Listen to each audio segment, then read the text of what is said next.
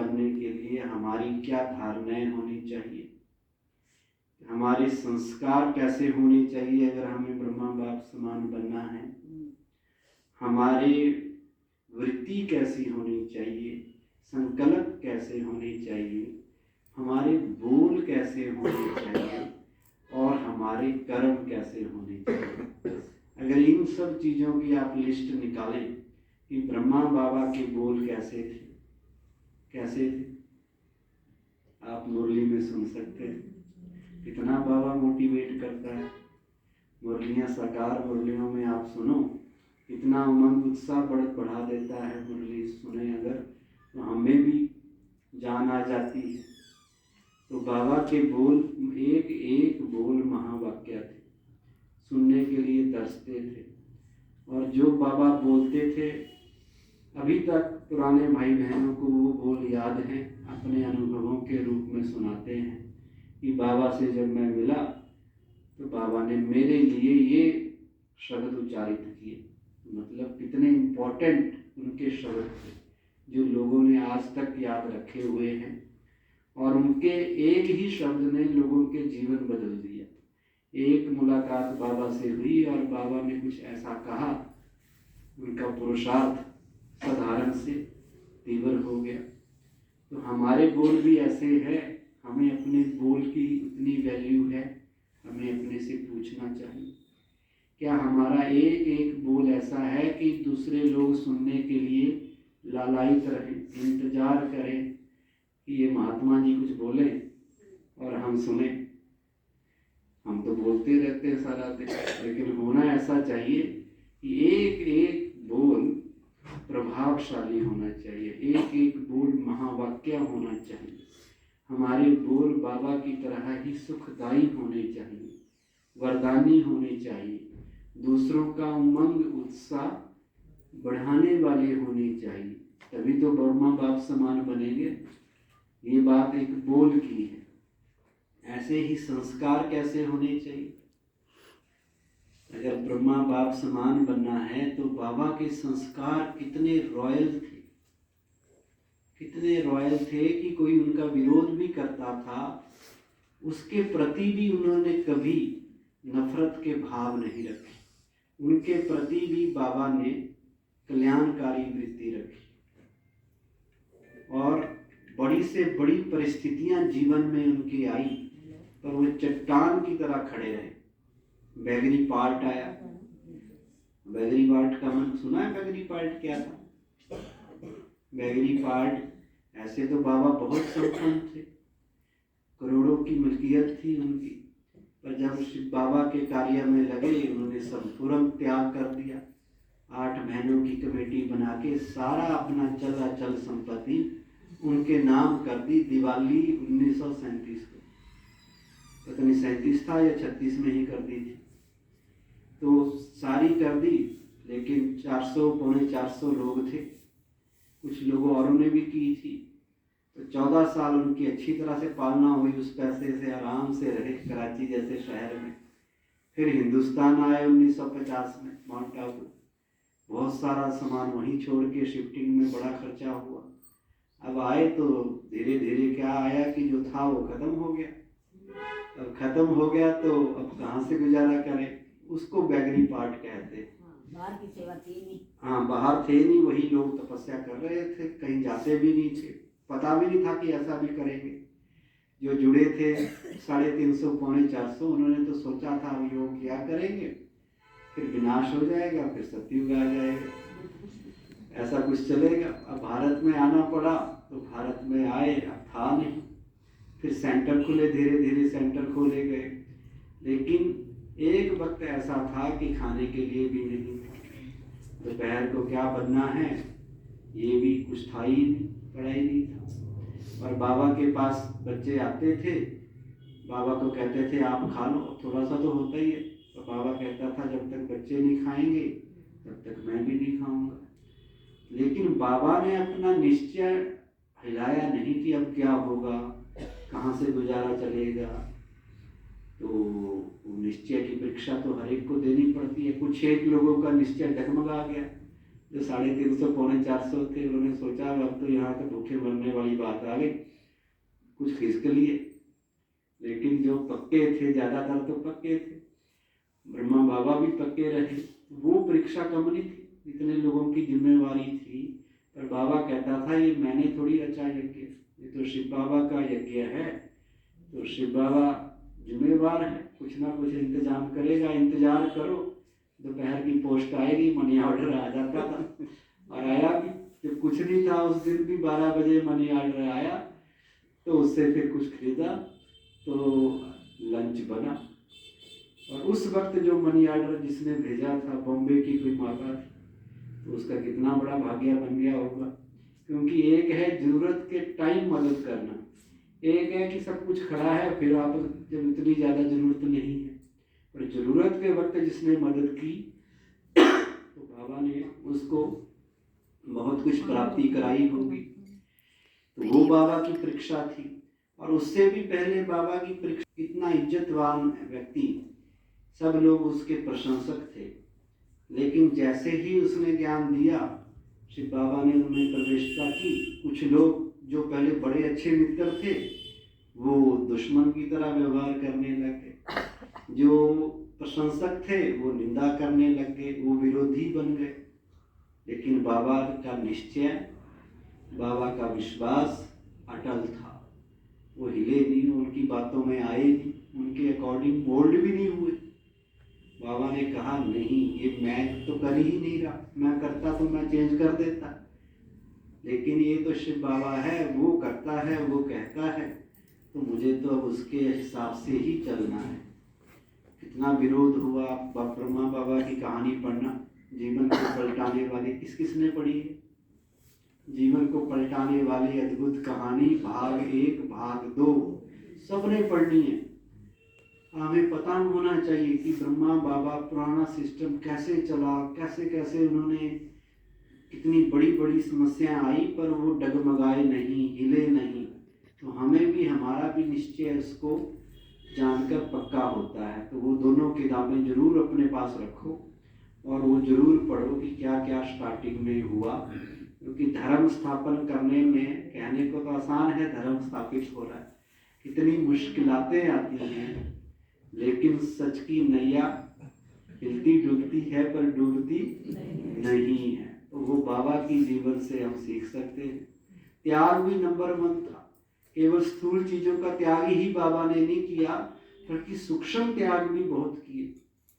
वो त्याग भी हम करें, अपने जीवन में सोचें कि बाबा ने क्या क्या त्याग अपने जीवन में, हर चीज छोड़ दी। बिल्कुल सिंपल जीवन जीना वो आसान नहीं होता। एक बड़ा रईस आदमी, हीरे जवाहरात का व्यापारी, और उस जमाने में कई शहरों में जिनका बिजनेस था उस वक्त, और घर में मोटर गाड़ियां, नौकर चाकर सब थे। लेकिन जैसे ही, आज भी एक दिन परसों में देख रहा था, बाबा का कराची का घर किसी ने फोटो खींच कर, बड़ी हवेली महल की तरह लगता है। तो उस वक्त इतने बड़े बड़े घर उनके थे, पर बाबा ने एक धक से छोड़ के बिल्कुल सन्यासी वाला सिंपल जीवन जिया।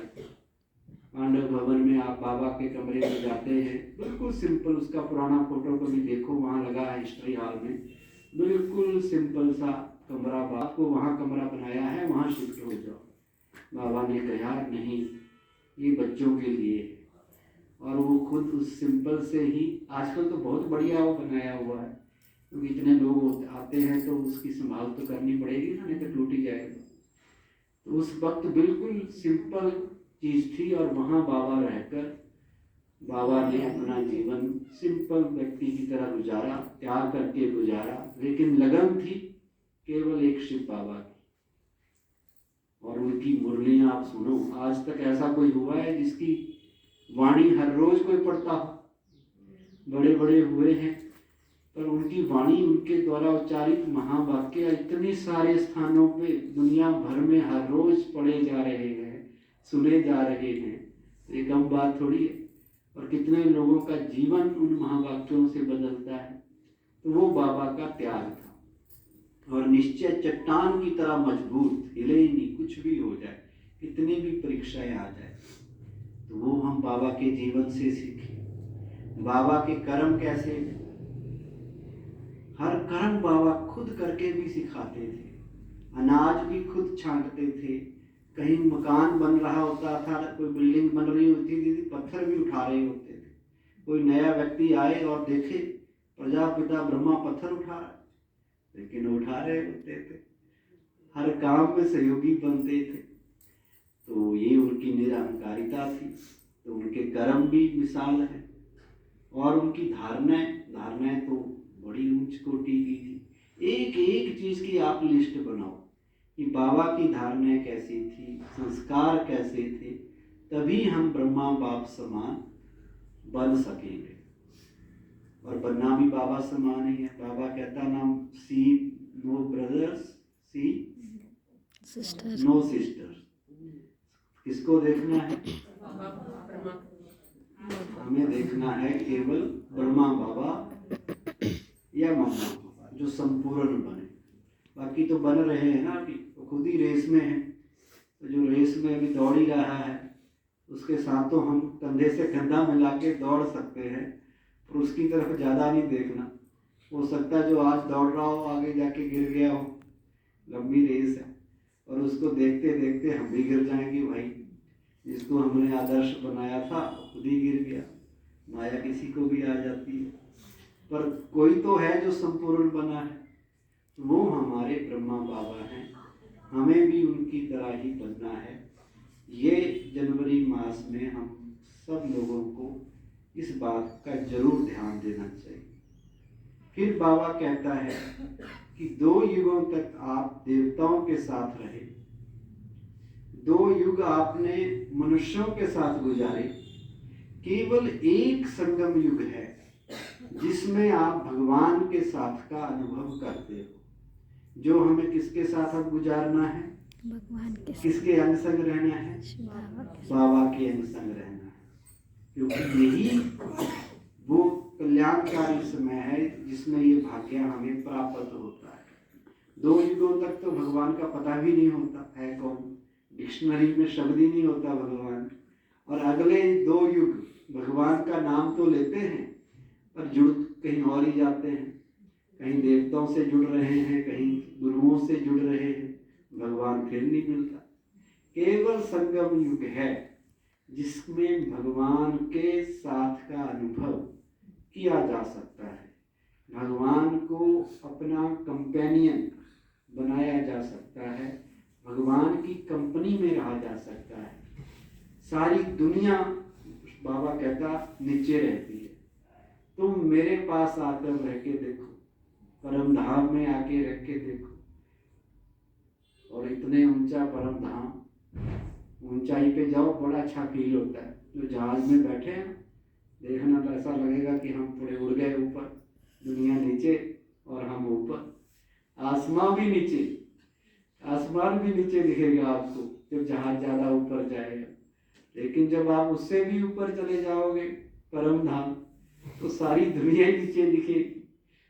सारी पृथ्वी एक छोटा सा गोला भी नहीं दिखेगा, और ऐसे कई छोटे छोटे गोले दिखेंगे, पूरा ब्रह्मांड दिखेगा।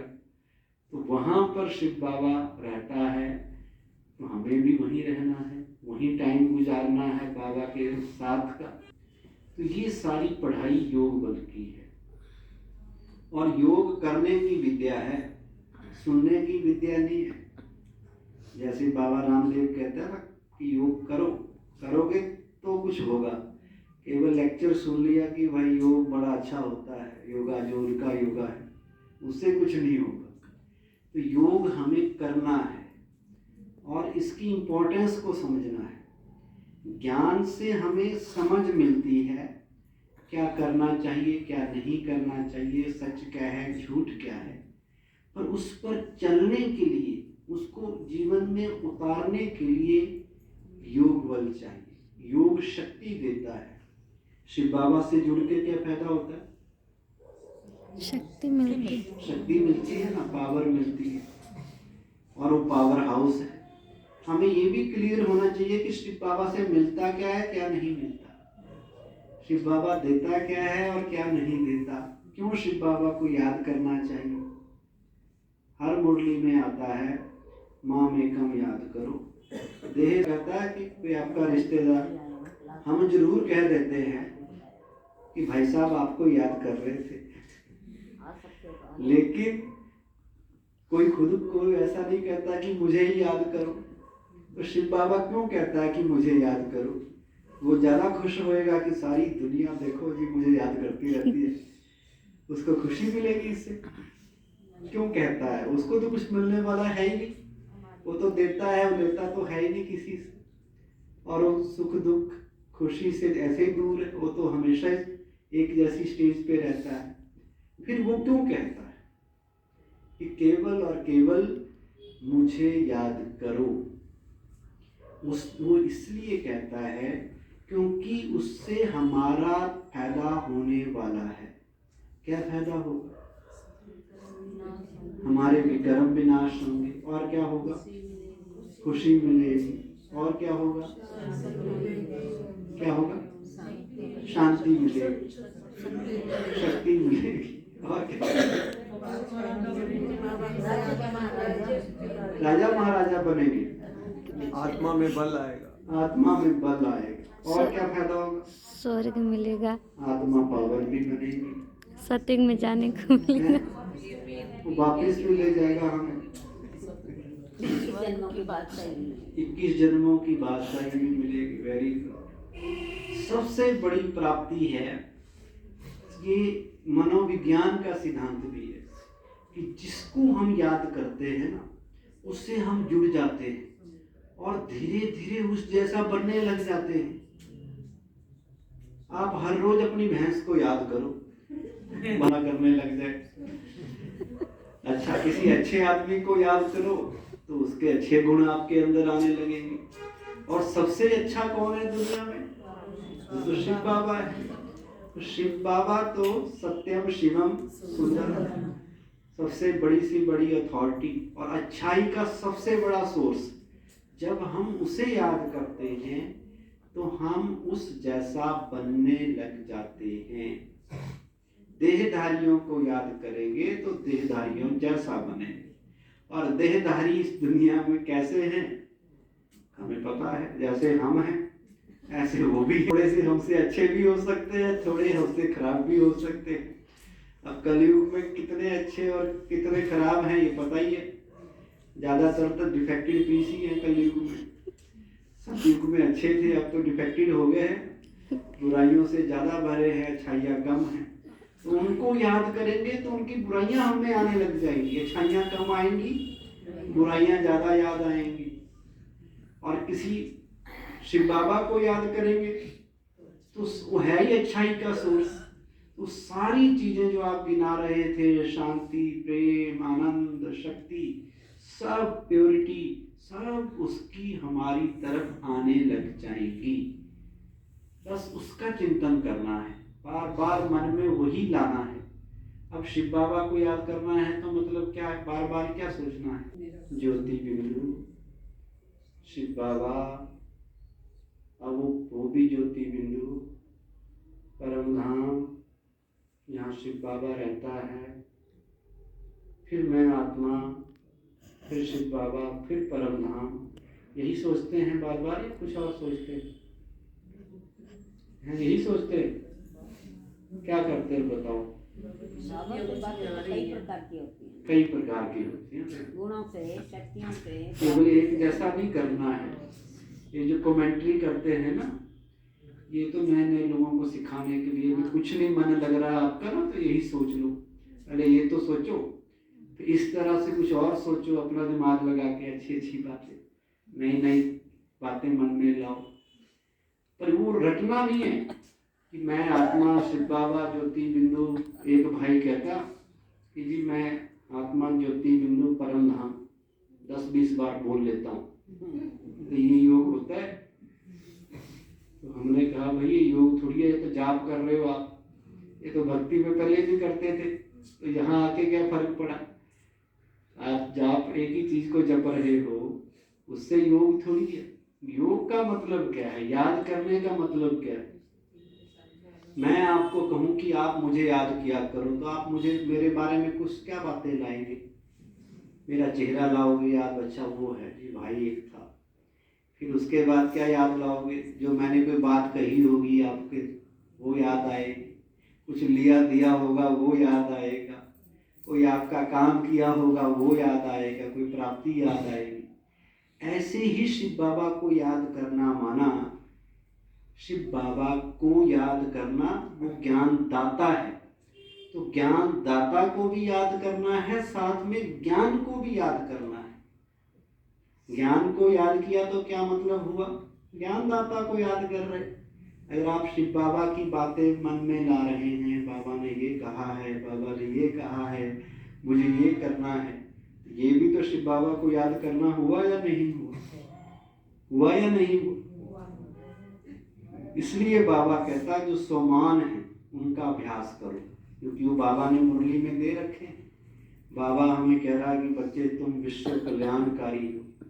तो वो रटना नहीं है, हाँ मैं विश्व कल्याणकारी हूँ, मास्टर सर्वशक्तिवान हूँ, उससे कुछ नहीं होगा। होगा तब जब आप उस स्टेज में टिकेंगे। उस अनुभव में टिकना है कि मैं विश्व कल्याणकारी, मतलब मुझे अब क्या करना है? मैं महान आत्मा, मतलब मेरे हर चीज महान होनी चाहिए, उसका चिंतन करना है और उस फीलिंग में आना है। जैसे आपको कहे कि आप राजा बन जाओ, तो आप राजा वाली फीलिंग में आओगे कि नहीं?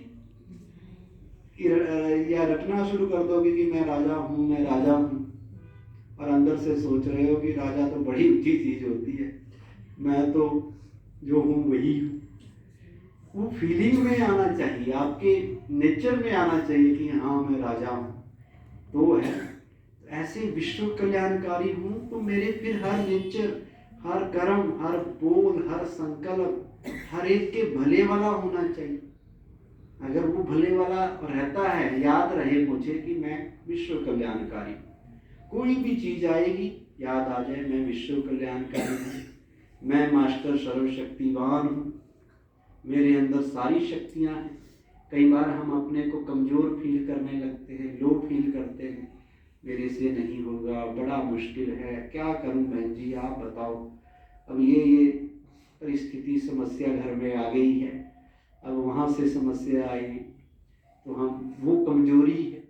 पर मास्टर सर्वशक्तिमान मतलब मेरे अंदर सारी शक्तियाँ हैं, मैं किसी भी समस्या का सामना कर सकता हूँ, मेरे पास सहन शक्ति भी है, समाने की भी है, सारी की सारी शक्तियाँ। तो उनको धारण करना है, डरना नहीं है। हम बाहर से रटते रहे मैं मास्टर सर्वशक्तिवान, मास्टर सर्वशक्तिवान, और जब कोई बात आए तो डरने लग जाए, घबराने लग जाए, कांपने लग जाए, तो फिर कौन कहेगा आपको मास्टर सर्वशक्तिवान? माया आए और आपको गिरा के चली जाए और आप कहेंगी मैं तो बहुत बड़ा योद्धा हूँ, पर योद्धा है और दुश्मन मार के चला गया, काहे के योद्धा?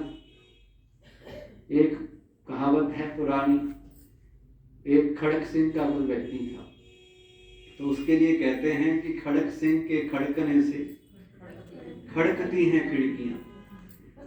बड़ा ताकतवर था, वो कुछ बोलता था खिड़कियां भी कांपने लग जाती थी। पर दूसरी लाइन उससे भी इम्पोर्टेंट है कि खिड़कियों के खड़कने से खड़कता है खड़क सिंह। ऐसे तो हम मास्टर सर्वशक्तिवान, कोई दुनिया की चीज हमारे आगे टिक नहीं सकती, सारी शक्तियां हमारे पास है। और जब माया आए तो हम खुद ही खड़क जाते हैं, खुद ही घबरा जाते हैं, हाय हाय करने लग जाते हैं कि अब क्या होगा, अब क्या होगा, क्या करूं। इसका मतलब ऐसा खड़क सिंह नहीं बनना है।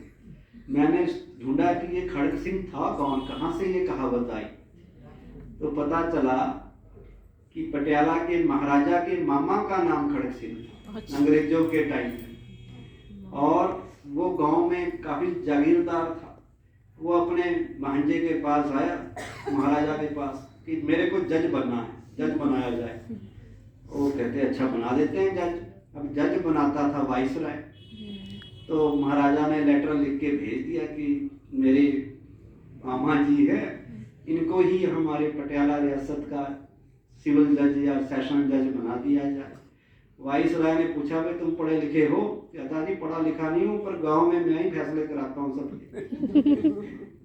अब उसने सोचा क्या किया जाएगा, क्या फैसले करेगा। अब महाराजा की सिफारिश थी, तो उसने उनको कर दिया कि अब महाराजा का ही राज है, खुद भुगतेगा, कैसा भी जज हो चाहे, पढ़ा लिखा है या अनपढ़ है, कहा है उसने तो बना दिया, कर लगा दिया।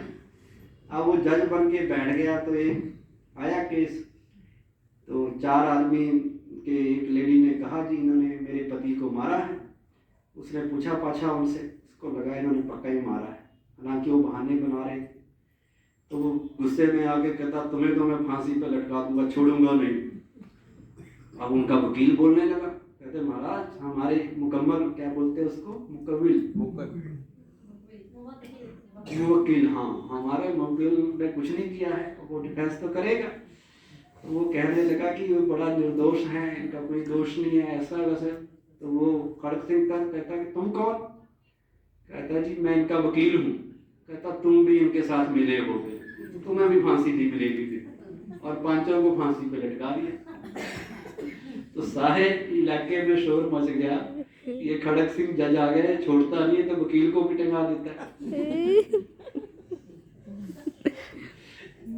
मुजरिम तो बचते नहीं, वकील भी नहीं बचते। इस तब से ये कहावत आई। तो अब हमें क्या करना है कि हमें खड़कना, हमें डरना माया से नहीं है, क्योंकि हम तो महावीर हैं, हम क्यों डरें। सर्वशक्तिवान शिव बाबा हमारे साथ है, फिर डरने की क्या बात।